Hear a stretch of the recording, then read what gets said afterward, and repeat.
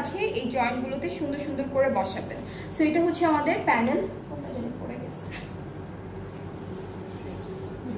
ওকে, so স্লিভসটা আমি এখানে এইভাবে রাখি। এরপরে হচ্ছে আমাদের এই ড্রেসটার সাথে একটা বিউটিফুল দুপাট্টা দিয়েছে। দুপাট্টাটা আমার অনেক ফেভারিট লেগেছে।